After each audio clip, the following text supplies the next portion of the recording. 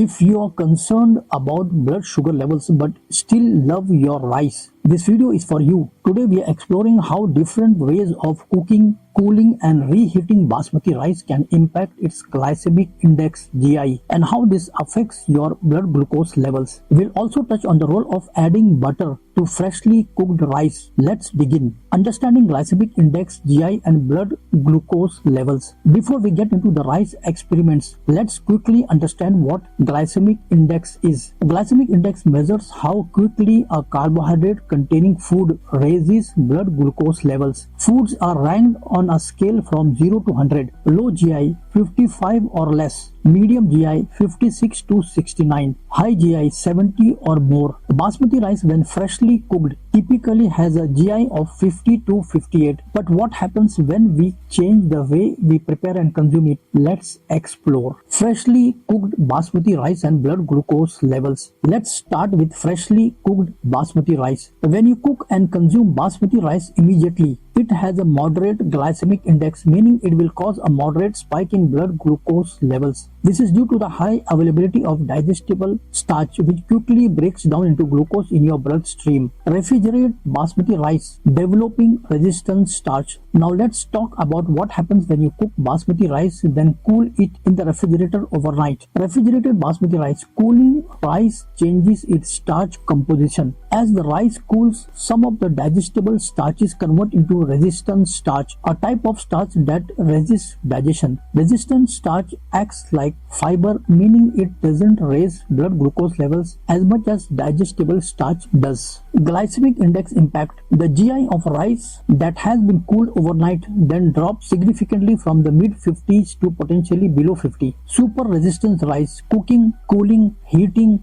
cooling again and reheating. Here's where it gets even more interesting. Super resistance rice. This method involves cooking the rice, cooling it in the refrigerator, reheating it, cooling it again, and then reheating it before eating. Each cycle of cooling and reheating further increases the resistant starch content. Glycemic index impact. The more you cool and reheat the rice, the more resistant starch forms, which can significantly lower its GI, possibly dropping it into the low 40s or even high 30s. Freshly cooked basmati rice with butter. Fat's role in glycemic response. Finally, let's explore what happens when you add a little butter to freshly cooked basmati rice. Freshly cooked basmati rice with butter. Adding butter or another healthy fat to your rice can slow down the digestion process. Fats delay the absorption of carbohydrates in your intestines, which results in a more gradual rise in blood glucose levels. Glycemic index impact. The GI of freshly cooked rice with butter